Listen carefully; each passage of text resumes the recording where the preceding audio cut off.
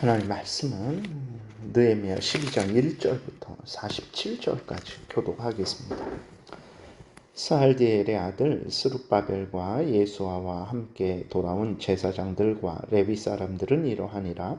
제사장들은 스라야와 예레미야와 에스라와 아마랴와 말룩과 핫두스와 스가냐와 느흠과 무레목과 이또와 긴느도이와 아비야와 미야민과 마아랴와 빌가와 스마야와 요아립과 여다야와 살루와 이목과 힐기야와 여다야니 이상은 예수와 때에 제사장들과 그들의 형제의 지도자들이었느니라.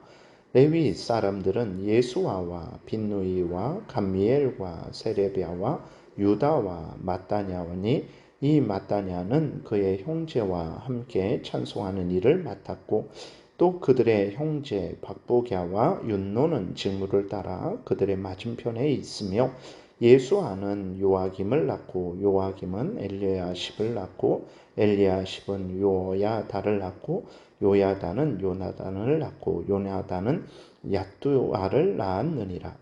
요야김 때에 제사장 족장된 자는 스라야 족속에는 무라야요 예레미야 족속에는 하나냐요 에스라 족속에는 무술람이요 아마랴 족속에는 여호하나니요 말루기 족속에는 요나단이요 스바냐 족속에는 요셉이요 하림 족속에는 아드나요 무라요 족속에는 헬게요 이또 족속에는 스가랴요 긴느돈 족속에는 무슬람이요 아비야 족속에는 시그리요 미냐민 곧 모아다 족속에는 발데요 빌가 족속에는 삼모아요 스마야 족속에는 여호나단이요 요아림 족속에는 마뜨네요 여다야 족속에는 우시요 살레 족속에는 갈레요 아목 족속에는 에벨이요 힐기야 족속에는 하사비아요 여다야 족속에는 느다넬이었느니라.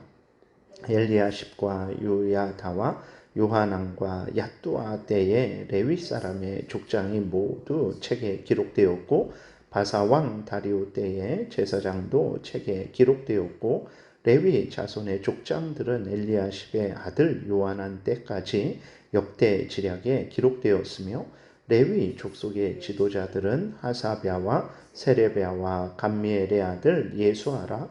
그들은 그들의 형제의 맞은편에 있어 하나님의 사람 다윗의 명령대로 순서를 따라 주를 찬양하며 감사하고 마떼아냐와 박보가와 오바댜와 무슬람과 달몬과 악굽은 다 문지기로서 순서대로 문 안의 곳간을 파수하였나니 이상의 모든 사람들은 요사닥의 손자 예수아의 아들 요아김과 총독 느헤미야와 제사장 겸 학사 에스라 때에 있었느니라.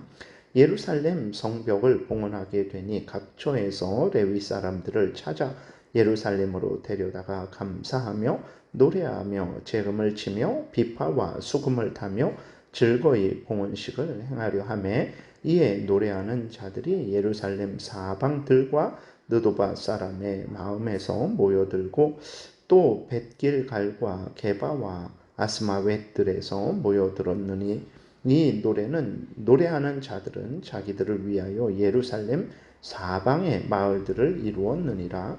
제사장들과 레위 사람들이 몸을 정결하게 하고 또 백성과 성문과 성벽을 정결하게 하니라.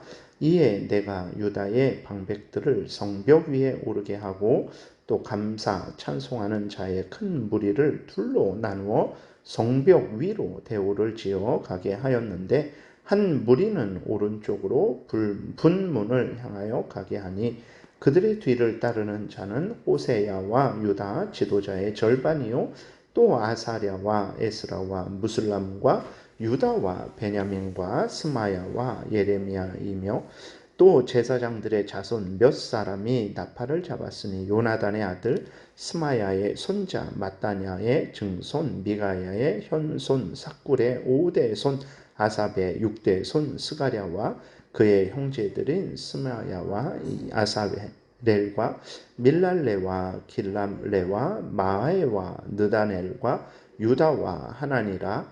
다 하나님의 사람 다윗의 악기를 잡았고 학사 에스라가 앞서서 샘문으로 전진하여 성벽으로 올라가는 곳에 이르러 다윗성의 층계로 올라가서 다윗의 궁 윗길에서 동쪽으로 향하여 수문에 이르고 감사 찬송하는 다른 무리는 왼쪽으로 행진하는데 내가 백성의 절반과 더불어 그 뒤를 따라 성벽 위로 가서 화동 망대 윗길로 성벽 넓은 곳에 이르고 에브라임 문 위로 옛문과 오문과 하나넬 망대와 한메아 망대를 지나 양문에 이르러 감옥문에 멈춤에 이에 감사 찬송하는 두 무리가 하나님의 전에 섰고 또 나와 민장의 절반도 함께 하였고 제사장 엘리야김과 마세야와 미냐민과 미가야와 엘요에네와 스가랴와 하나냐는 다 나팔을 잡았고 또 마세야와 스마야와 엘르아살과 우시와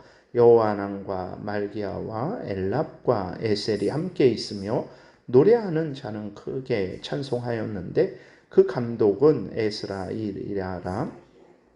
이날에 무리가 큰 제사를 드리고 심히 즐거워하였으니 이는 하나님이 크게 즐거워하게 하셨습니다.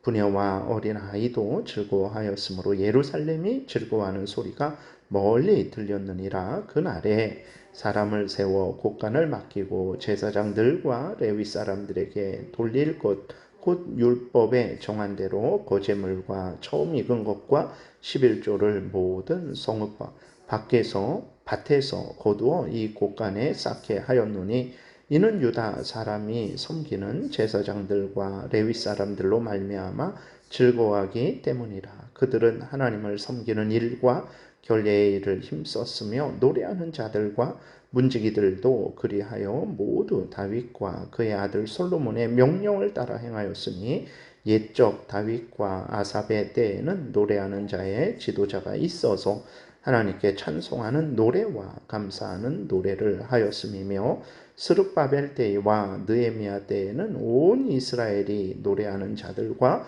문지기들에게 날마다 쓸 몫을 주되 그들이 성별한 것을 레위 사람들에게 주고 레위 사람들은 그것을 또 성별하여 아론 자손에게 주었느니라. 아멘. 기도드리겠습니다. 하나님 말씀을 전하고 듣습니다. 성령께서 역사하셔서 하나님의 뜻을 잘 깨달아 알게 도우소서. 하나님이 알려주시는 대로 잘 믿고 따르게 도우소서. 감사드리고 예수 그리스도의 이름으로 기도드렸습니다. 아멘. 예, 오늘 또 본문에서는 이제 1차 포로 귀환 때 돌아온 제사장들, 레위 사람들의 명단과 그들의 또 후손이 아주 자세하게 기록이 되어 있습니다. 이렇게 또 반복해서 제사장들, 레위 사람들의 명단이 다시 기록된 것은 성전의 중요성을 다시 한번 드러내는 것입니다. 어제도 말씀드렸지만 하나님께서 구약 이스라엘 백성들을 인도하실 때 중심은 성전이었어요. 성전을 통해서 하나님이 이스라엘 백성들과 함께 계심을 나타내셨고 또 성전을 통해서 이스라엘 백성들이 하나님과 교제했습니다. 하나님께 제사를 드리고 하나님의 은혜를 받아 누리는 그 은혜를 이제 성전을 통해서 예루살렘 성전을 통해서 하나님께서 은혜를 내려주셨고 또 성전을 통해서 무엇보다도 예수 그리스도를 증거했어요. 예수 그리스도의 오실 길을 준비케 하셨습니다. 이렇게 성전은 이스라엘 백성들에게 있어서 모든 것이었어요. 그래서 이 성전에서 섬기는 제사장들, 레위 사람들이 이렇게 중시되는 것입니다. 계속해서 반복해서 이렇게 중요하게 언급되는 거예요.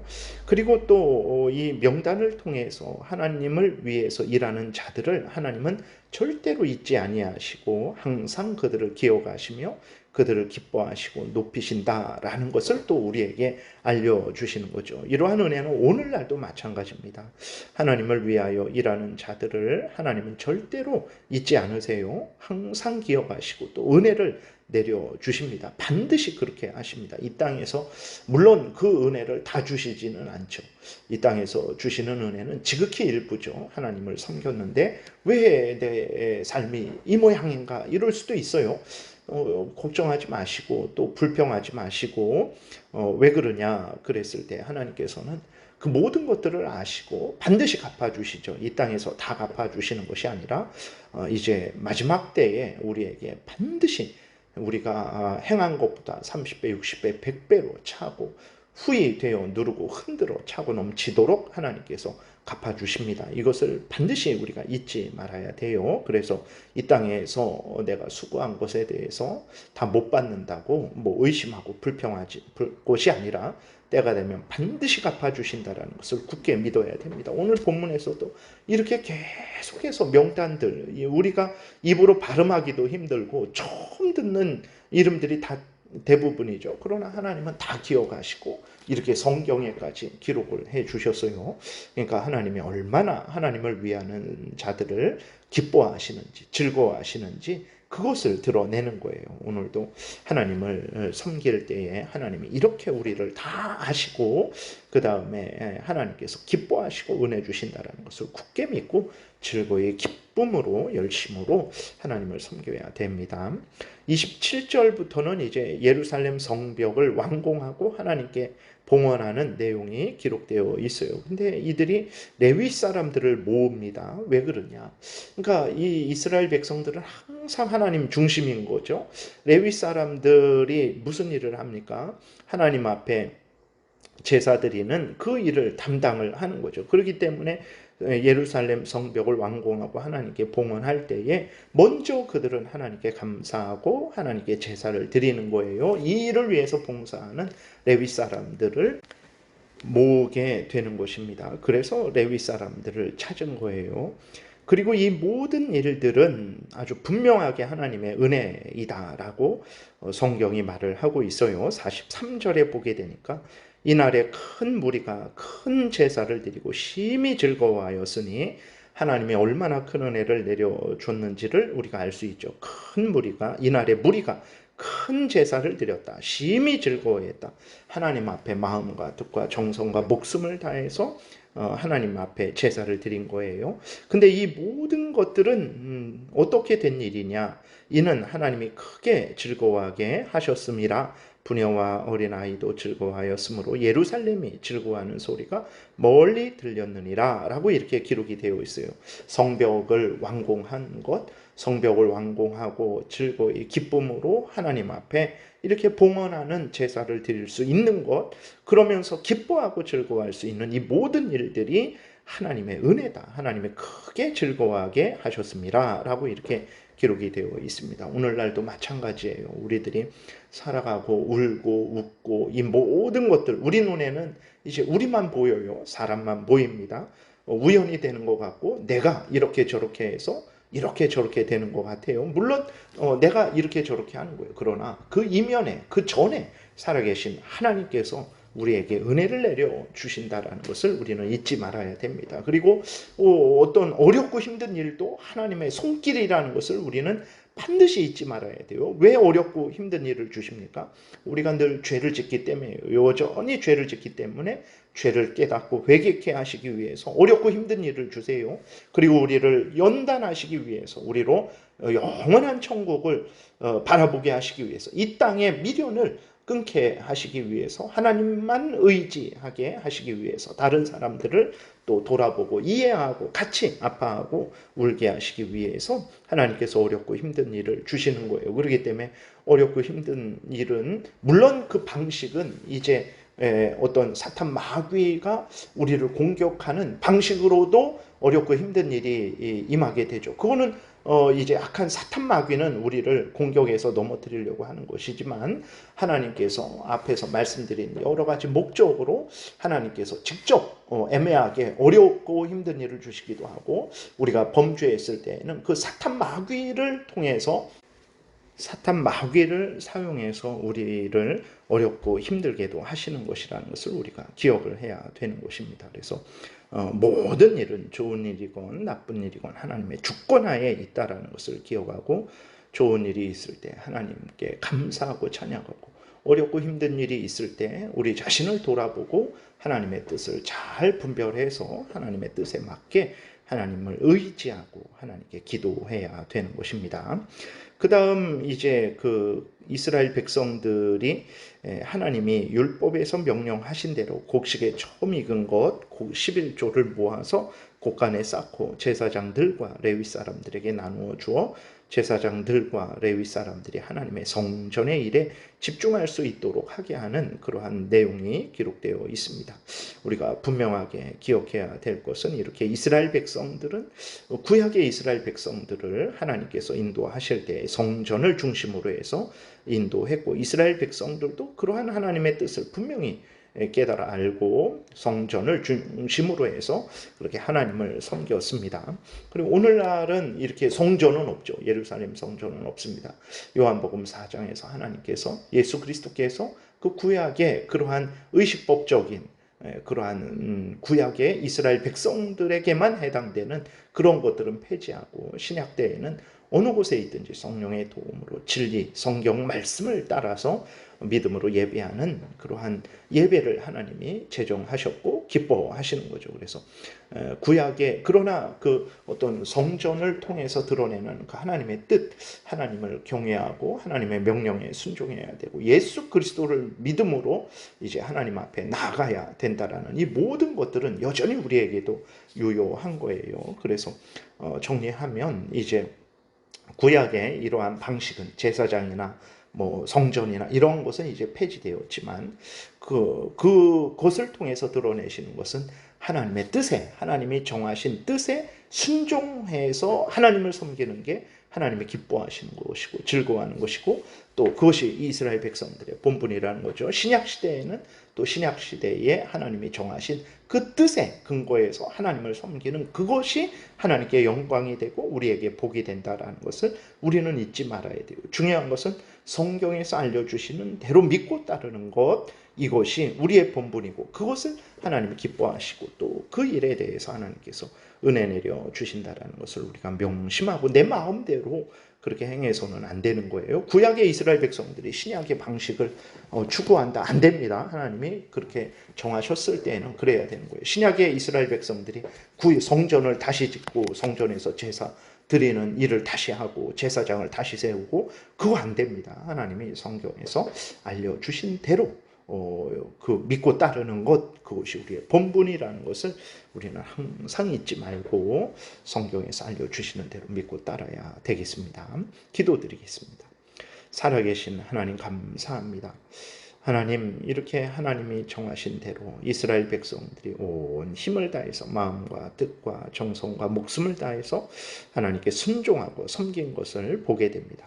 여전히 이러한 마음과 태도, 우리가 행해야 될 마음과 태도라는 것을 늘 기억하고 성경에서 알려주시는 대로 믿고 따르는 복된 신앙생활하게 도우소서. 예수 그리스도의 이름으로 기도드렸습니다. 아멘.